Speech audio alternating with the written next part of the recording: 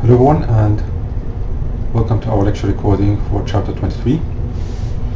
This chapter links back to our discussions on torts, and if you recall, we discussed torts in chapters 5 and 6, and that was part 2 of civil liability. And this chapter here, chapter 23, links back to those two chapters. Now, in chapters 5 and 6, we focused on one tort in particular, and that was the tort of negligence. And today, we're going to focus on other types of torts. Okay? So, as it says on page 620, so let's first start with the chapter objectives. This is, of course, one of the three online chapters. So, you will find these in the MyLawLab website, the Pearson MyLawLab website, which accompanies the textbook, the business law textbook. And you will find the learning objectives on page 619. And the first one is asking us to distinguish the different forms of trespassory acts. So if this is from trespassory acts, and list the defenses available to intentional torts. And the starting point would be on page 620. That reminds us that the tort of negligence chapter, that's chapter 5 on page 122, looks at the best known and most litigated area of tort law. So negligence is really the most litigated area. It also considers some of the early torts that have now been subsumed into or are closely associated with negligence. Okay. However, negligence is not the only area of tort law relevant to business. So today we're going to look at the trespassory torts and the tort of defamation and economic torts, and finally miscellaneous torts, of which the focus will be on the tort of nuisance. And let's then get started. So the starting point is to distinguish the type of injury we're looking at. Now remember, we're saying here these are intentional torts. But as you will see soon, sometimes they are also committed by negligent acts. However, negligence is purely a non-intentional tort. Okay. Now, in order for us to know which one of these cause of actions we're going to use, we have to look at what type of injury there is. So you could either have a direct injury. Okay. So there's a direct harm caused by someone,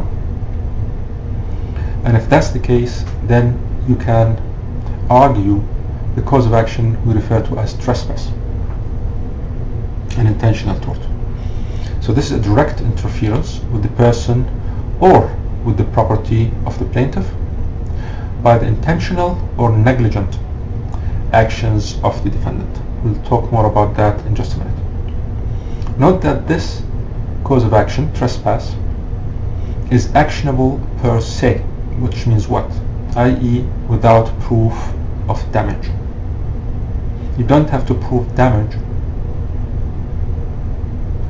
in order for you to take the person to court under trespass. Unlike, of course, with negligence. If you recall, in negligence you have to prove damages and causation and so on. Here the defendant must have intended to do the harmful act.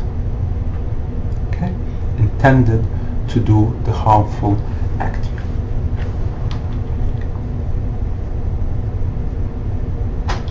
On the other hand, if you have an indirect injury, so this is an injury that occurred was suffered by the plaintiff, but it was done by the defendant indirectly. So through something they have done, and because of what they have done, the consequences of what they have done ended up injuring the plaintiff. It wasn't done to the plaintiff directly. Okay?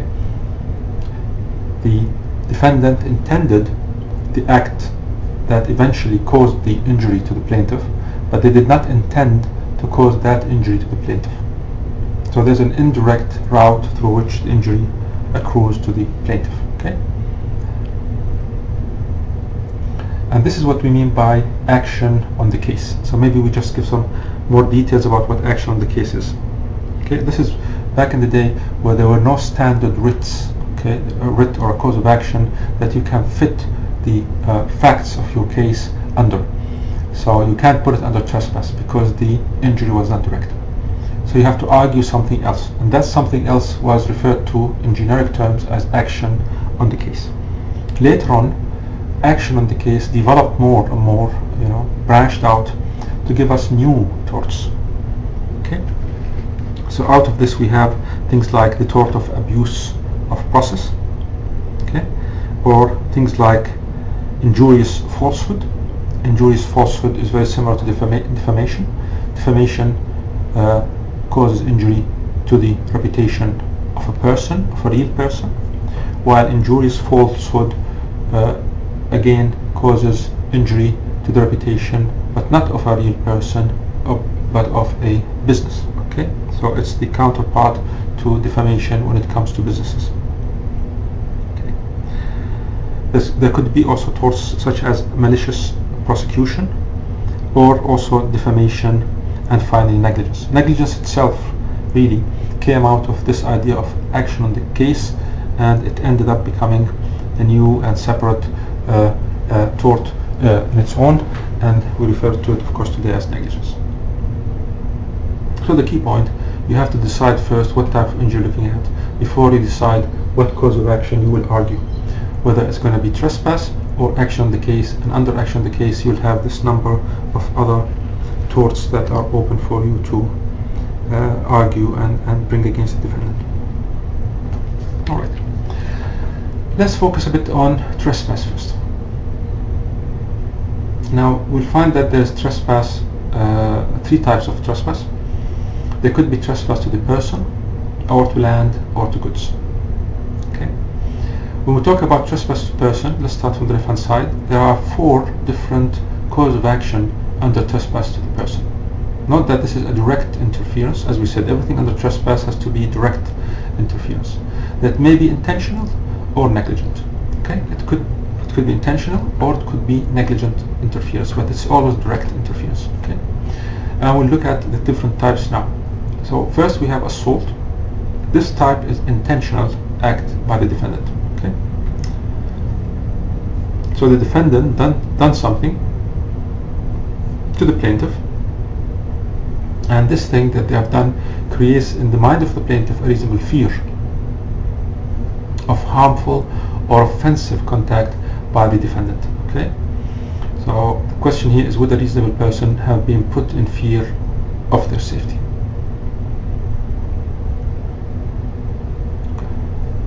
Now today, of course, under statutory intervention, assault is also a crime. Okay, just let's start with that point. Assault is not just only a tort, but it's also a crime. What's the difference? Why would you argue it as a tort or argue it as a crime? If you argue it as a crime, then you are looking for punishment. If you are arguing it as a tort, then you would be looking for compensation, damages. Okay, so this is when you have the strategy of looking at one thing, one set of facts, but which way you're going to argue it. Okay, if you want to argue it as a crime, you'll find that there is a section in our, for example, in Queensland, in the criminal code here in Queensland, that talks about assault. So if you go to chapter 26 of our criminal code here in Queensland of 1899, and you start from section 245, you'll find a whole chapter on assault. Okay, but my point again is that you have to be careful how you're gonna argue assault, whether as a tort or as a crime. Then there's battery, which is not just intentional, but it could also be negligent. Okay, this is an immediate or direct harmful or offensive contact to the plaintiff, so it requires directness. This is of course a question of fact and is not measured in degrees of force, so the least touch is force. So if someone, for example, kisses someone, okay, without the consent of the other party, the person that's being kissed, then that would amount to battery. So it's not about the force of the degree of the force, of this contact is just that it's offensive. That's enough for it to create battery. Then there's false imprisonment. This is again intentional and has to be direct, which means that you have placed a total restraint on the liberty of another person. There's an example there for you to have a look at in the textbook. And that discussion is on page 625, and you can find that case on that page. And then there's nervous shock, and this occurs where a person willfully, does an act intentionally that is intended to cause physical injury to another. And you can find more on that part in your textbook on page 625, and also an example on page 627. The second type of trespass is trespass to land. Again, it could be intentional or negligent, and this is not intentional or negligent direct interference with your person, such as in assault and battery and so on. No, this is intentional or negligent interference with your land, such as entry to the land, or remaining in the land, or leaving something on the land. Okay, so we'll look at that in just a minute. So this is a direct, again, physical interference. Everything under trespass is direct interference with another's exclusive lawful possession of land. Okay, so interference with your possession of land. Now, if there's indirect invasion of your land, okay, so it could be that, for example, someone spilled something on your land, but because they are doing something on the land next door, or indirectly, for example, drove their car to a neighboring, for example, pavement, and that resulted in something falling into your land, such as a tree, for example, or a lighting pole and so on. That would be indirect invasion, and that would then have to be argued under different cause of action, either negligence or nuisance. I'll talk about nuisance in a minute. The last part that we'll talk about in relation to trespass is trespass to goods. Let's start on page 629. And you need to realize here that this trespass is a bit different from other torts to goods. We'll talk about those in just a minute. Those are detinue and conversion. But in the case of trespass to goods, it's not necessary for the plaintiff to establish ownership, unlike with land. What must be established is that the plaintiff must be in an actual or constructive possession. Okay, so this is trespass in terms of trespass to goods as compared to detinue and conversion. Okay, because in detinue and conversion you would have to look at ownership, and you have to establish ownership. Okay, so on top of page 629 says, in the case of torts to goods, three possible classifications can be identified. There's trespass, which is based on a wrong, but detinue is based on possession in the defendant, so the defendant has your goods, or conversion, which is based on a right to possession, the right of the plaintiff to possession, which the defendant cannot actually provide because of conversion of these goods. So we'll talk about that in just a minute. Let's just focus now on trespass to goods. Again, we said that here you don't have to establish, the plaintiff will not have to establish ownership. What must be established is that the plaintiff must be in actual or constructive possession of the goods at the time of the defendant's act. An exception to the rule of possession can arise where there is a bailment, that is, where there has been a transfer of possession of a chattel, i.e. goods, from one person to another for a limited period of time. So for example, you give someone your car to fix, you took your car to a garage for it to be fixed, then that guy that received your car, of course, doesn't have ownership of the car, but they have possession, and they have possession under this bailment rule. So transfer of possession of the car for a limited period of time. So it says trespass to goods is established in the same way as trespass to land. There must be a positive act by the defendant. The defendant's act must interfere with the plaintiff's physical control of the goods, and the defendant must have intended to cause that interference. Okay.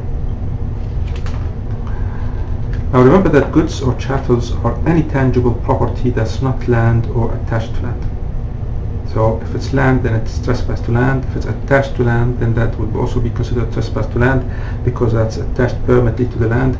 But if they are not, Goods would include checks, so checks that you write for money, or things like gases or animals.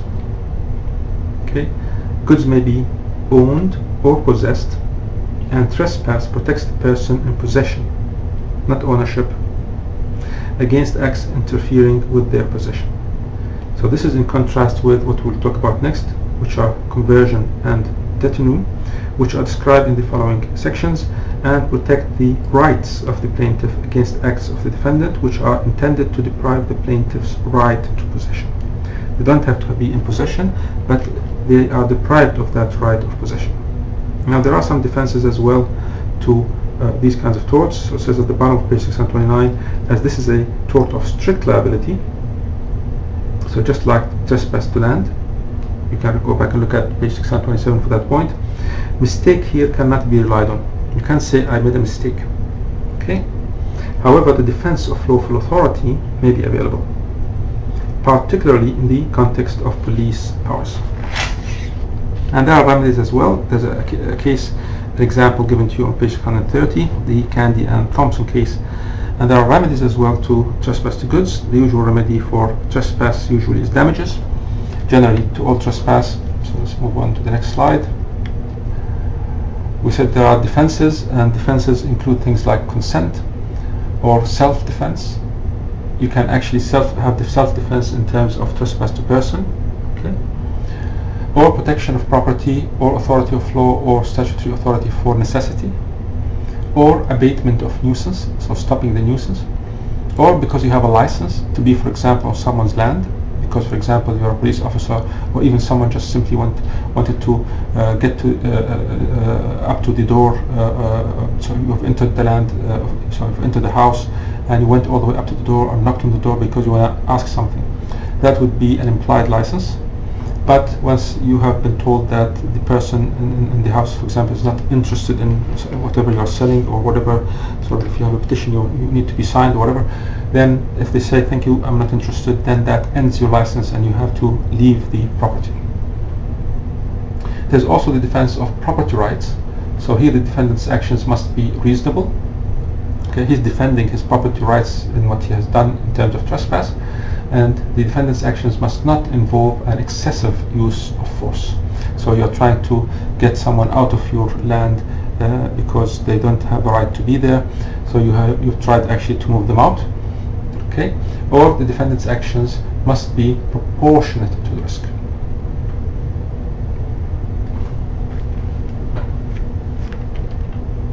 Alright, let's then move on to the next part of our lecture for today, the lecture recording that explains the required elements for defamation. So we said this was part of the action on the case, and now it became its own tort, separate tort, and we call it defamation.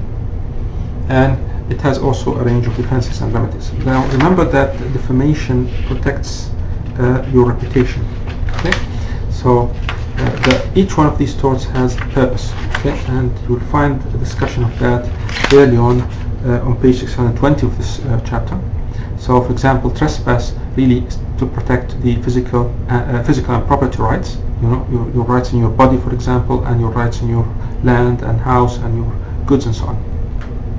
That's why we have trespassory torts.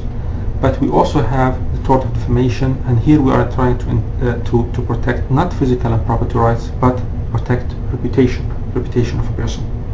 Then there are economic torts, so they are to defend economic activity. And finally, we have nuisance, which is a miscellaneous really tort. We'll talk about it in a minute, and it basically links to the use and enjoyment of land. It tries to protect the use and enjoyment of land. Alright, so let's then start with defamation on page 633. Now we're going to jump directly to identifying the elements of defamation. So I hope by now you really understand what I mean by the elements, because we said that just like in every course that you will encounter at this university or another university, you'll find that you are always introduced to theories of that field. Okay?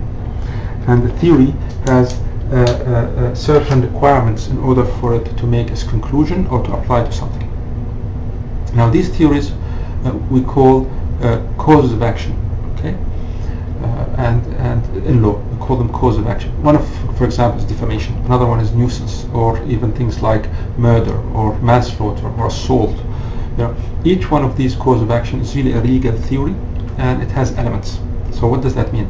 It means that in order for you to argue this case in a court of law, and to be successful arguing that case, i.e. convincing the judge or the judge and the jury that this is actually what happened here, that this set of facts is actually an example of the application of this theory, and based on that I want to have these remedies. And in order for you to do that, you have to go through the elements of this theory or this cause of action. So we looked at the elements of negligence, we looked at the elements of contracts, especially existence of contracts, validity of contracts, content of contracts, and we're looking at them again today for different types of torts: trespassory torts, defamation, economic torts, nuisance, and so on. So defamation then has the following 4 elements. These are necessary elements for you to make the cause of action. If you fail on any of these elements, or you could call them also steps, if you fail on any of them, then you will not be able to get any remedies from the court. Okay. Now let's start with the first element. It says that there has to be a defamatory material. So we ask the question. So in order for us to make or argue each one of these elements, we ask a question. The first question we ask is the material defamatory. So we have to use the test of ordinary and natural meaning, and it has to be defamatory in the circumstances. Okay. You have to ask next. If you clear this first hurdle, you go to the next element and you ask, does the material refer to the plaintiff? Okay. So it has to identify, not necessarily identify the plaintiff, but it has to refer to the plaintiff. Okay. So it could be reasonably concluded that those who know the plaintiff would conclude the statement is about the plaintiff.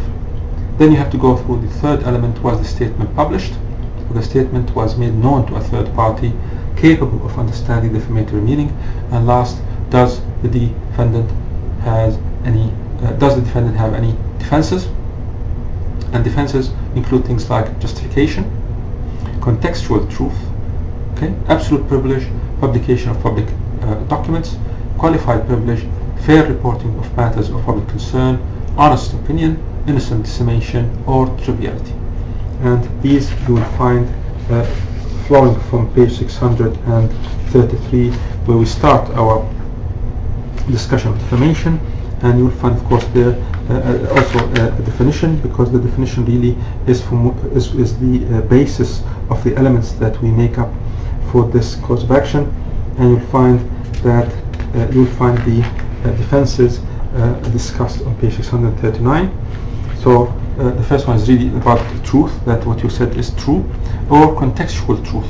So this is of interest because sometimes someone says something bad about someone and attacks their reputation, and then they want to raise this contextual truth, not truth, justification truth, but contextual truth. This is on page 140. So it says, it is a defense for the defendant if they can prove that the defamatory matter carried, in addition to the defamatory imputations or meanings of which the plaintiff complained, one or more other imputations called contextual imputations that were substantially true, and that the defamatory imputations did not do any further harm to the reputation of the plaintiff because of the substantial truth of the contextual imputations. The purpose of the defense is basically to prevent plaintiffs from taking relatively minor imputations out of their context within a substantially true publication. Okay.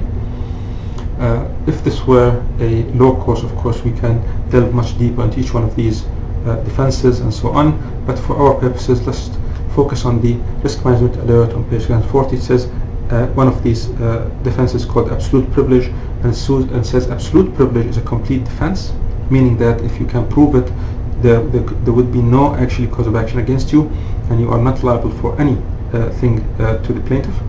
But qualified privilege is limited, with the defendant having to establish that comments were reasonable and not reckless rather indifferent or motivated by malice. Okay. And you'll find definitions of absolute privilege and qualified privilege just above that.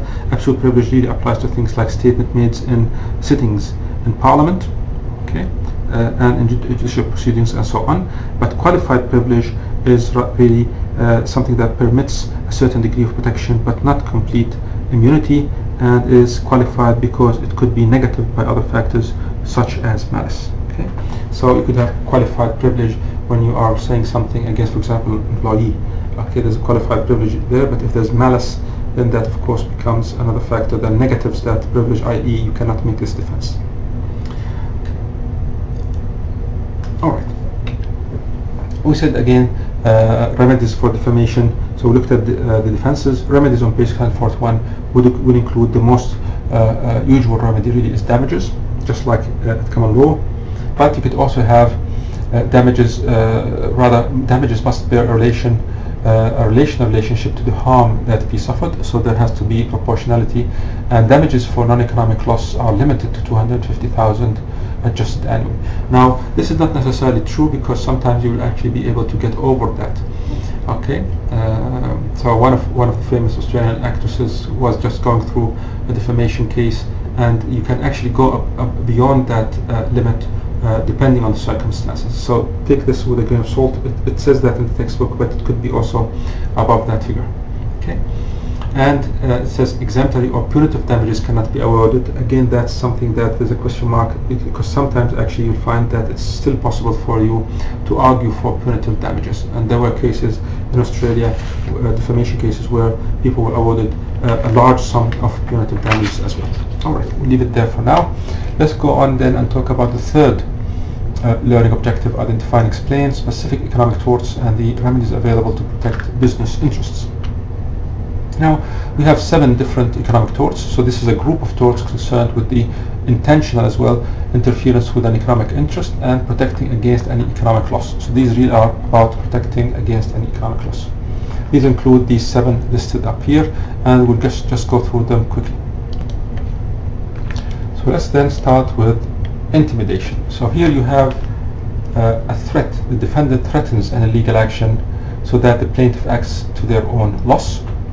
I'll leave the rest for you to look at on each one of these really economic torts. So we start the discussion on page 642 of your textbook. Then there's interference with contractual relations. Here the defendant intentionally, again, and knowingly, okay, induces a contracting party to break their contract. Okay, this is a direct interference, and we have looked at a case that's relevant here previously. So this is the case of Lumley and Wagner, and you can also look at this case on pages 388 and page 431. So you can also look at it in the previous discussions on 388 and on 431. Okay. Then there's also conspiracy. So this is something that arises as a result of an agreement between 2 or more persons to commit a lawful or unlawful act with the intention to injure the plaintiff. With the intention to injure the plaintiff. So you can find that starting on page 644. Okay. Now remember here for conspiracy that there must be an intention to injure the plaintiff. Okay. Where lawful means are used, intention to injure the plaintiff must be predominant. In the case of unlawful means, mere intention is sufficient. Then we have passing off. So this is really recognition of a right of property in the name, appearance, or marketing of the plaintiff's good or services. Okay. So there's a right that we protect through this tort, and the right is the right in the property's name, appearance, or marketing.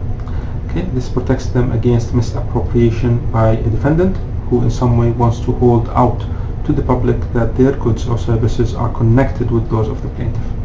So this is what we call intellectual property right. Intellectual property right. Okay. There's a good example of that given to you as well in relation to at the bottom of the page in relation to Taco Bell, and also on the other side of the page 646, in relation to Hogan and Kuala Dundee. So have a look at these examples. You can also link them to the ACL and the protection under the ACL on page 471. Okay. Remedies here are again damages. Okay. You can also elect to claim an equitable remedy of account to recover any profits. So if they have linked their product with your product or with your name without rights to do so, you can actually ask the court to give you the benefits, i.e. the profits that they have received from doing so. Okay. You can also ask for injunction. So this is to stop the defendant continuing to carry on their business using your name to sell their products. Then there's injurious falsehood. We said this is the counterpart of defamation, but in relation to businesses. So this is an economic tort that may be used by a business to sue other businesses or individuals who make false, misleading, or critical statements about their goods or services to a third person who then acts on the statement to the plaintiff's loss. So someone wants to buy from you and they say something bad about your goods so that that person wouldn't actually get into that contract with you and instead buys from them, for example, then that's injurious falsehood. And you see the elements and the remedies again on that page. So compensatory damages really are the usual remedy for such injurious falsehood. And then we see deceit on the bottom of page 646. And deceit basically limited situations involving commercial fraud. This is commercial fraud, so it's about commercial fraud. Then we have misrepresentation. I've spoken about misrepresentation previously. So at common law, you have a discussion there, plus statutory remedies, including the remedies that we have talked about in relation to the ACL, especially in the last paragraph in that discussion, which you'll find on page 648. So the risk management alert says to us, in the case of fraudulent misrepresentation, the remedy lies in tort as the tort of deceit, not in contract, because there's fraud. Okay. And always remember, when there's fraud, you can also go and argue that as a crime. So again, if you go to the criminal code here, for example, in Queensland 1899, you'll find that there's a section there, I believe section from memory 407C, that talks about fraud. Okay, so you can probably also use that depending on what you want. Always remember the remedies. Are you trying to punish someone, or are you trying to get compensation, monetary compensation, damages? If you want to punish them, you go under criminal law. If you want compensation, then you try it. You argue it under civil law and civil remedies. All right. Then let's go on and classify and explain the key elements of public and private nuisance.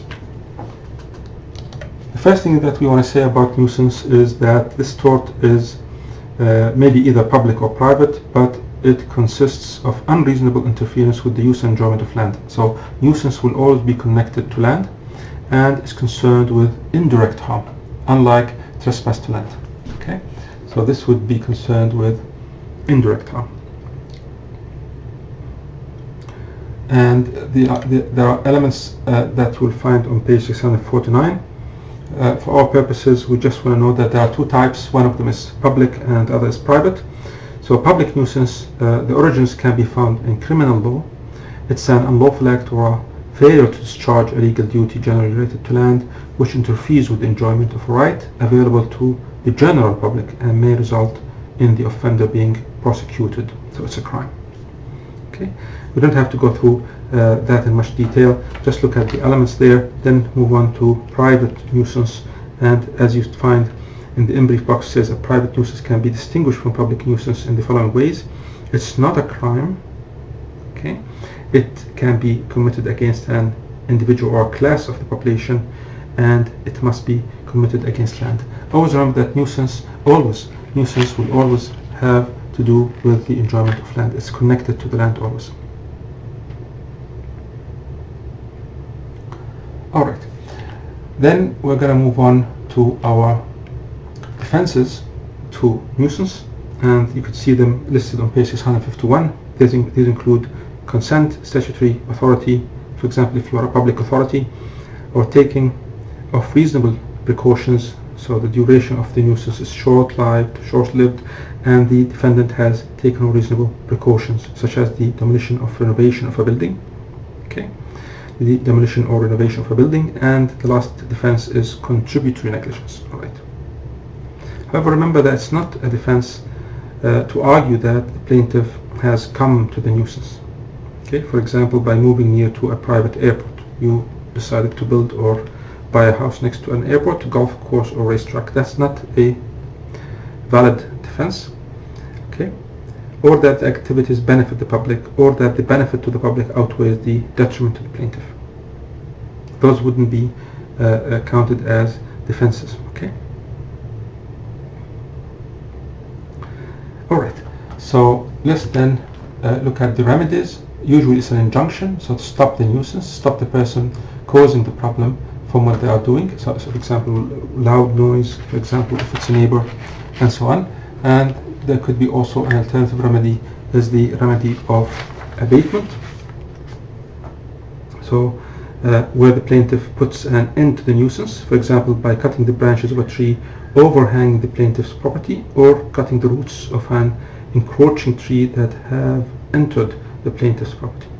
However, when the plaintiff takes this course of action, the offending branches or roots must be returned on demand to the defendant, or they could face an action for conversion, because that tree or the branches of that tree are not yours, they are your neighbors. So even though you cut them, when they demand them back, you should be able to give them back to them rather than throwing them away. You have to keep them if they decide, or just put them on their property if they decide that that's something that they want. So you'll be still accountable for them. You'll still be accountable for them.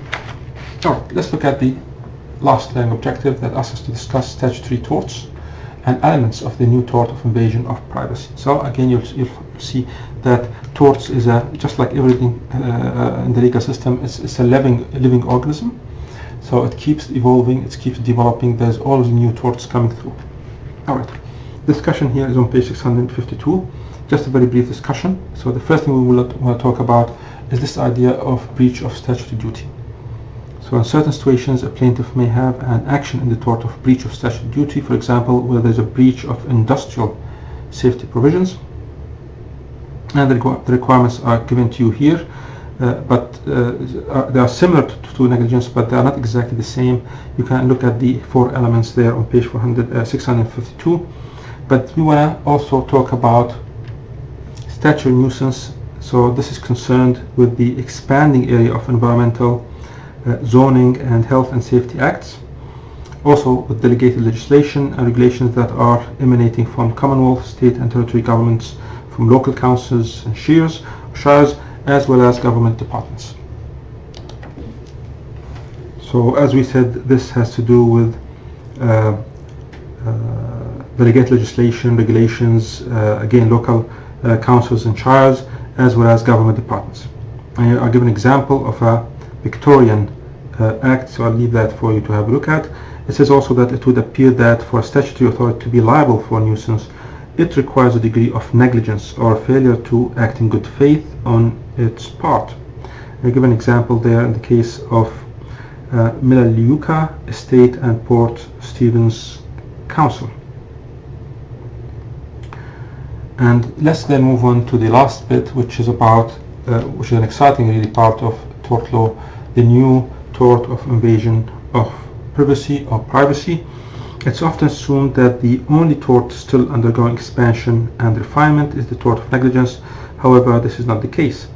So you're given examples where there was no authority preventing the tort of invasion of privacy, but in 2003 the District Court in Queensland in Gross and Purvis used the High Court decision as authority to award the plaintiff $178,000 in damages against defendant for his harassment and stalking of her.